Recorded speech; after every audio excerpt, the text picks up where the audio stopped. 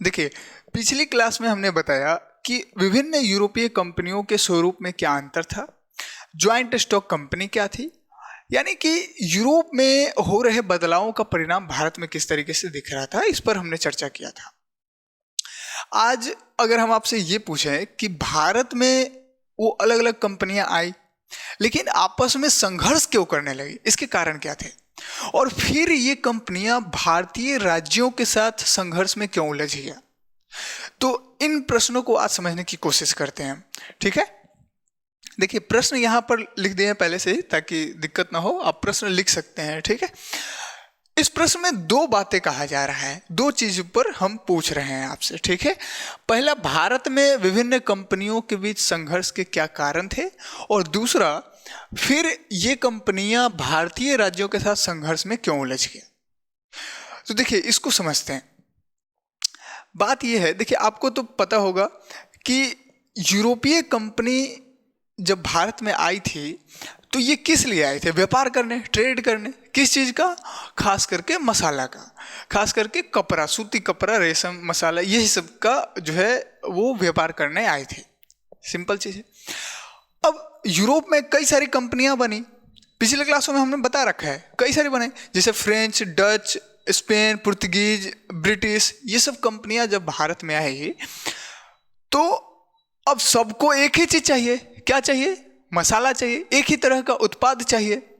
तो सारी कंपनियां, जितनी भी कंपनियां थी, वो अगर मान लेते हैं कि भारत के मार्केट में सिर्फ मसाला का डिमांड बढ़ गया, क्योंकि सब कंपनियां सिर्फ मसाला लेकर के अपने यहाँ जा रहे हैं, या फिर सूती कपड़ा लेकर के जा रहे हैं, मखमल लेकर के जा रहे हैं, तो लगभग एक ही तरह का डिमांड यहाँ पर, एक ही तरह की वस्तुओं का डिमांड भारत में बढ़ गया।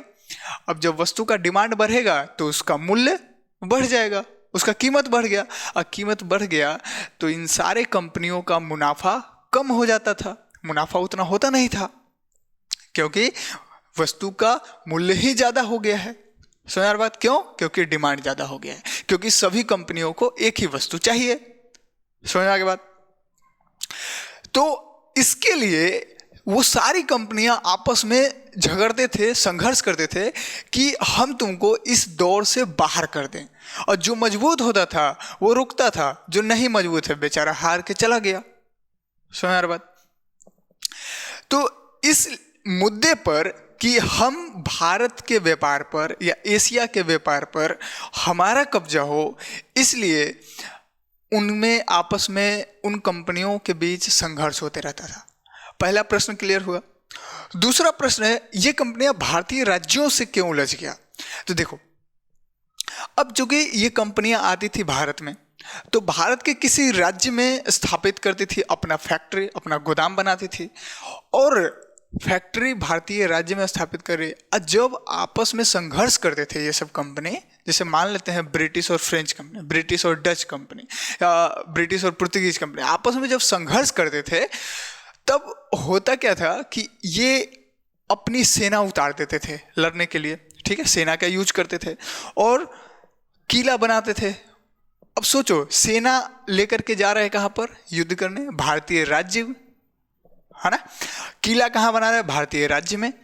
तो उस राज्य का जो शासक होता है उसको लगता है कि ये तो हमारा संप्रभुता का हनन हो रहा है, हमारे सॉवरेंटी का हनन हो रहा है, यानी मेरे से पूछे बिना मेरे घर में कोई आकर के दो आदमी लड़ रहा है, मेरा सामान पूरा बर्बाद करे, और हमसे पूछा भी नहीं, अनुमति भी नहीं ले रहा।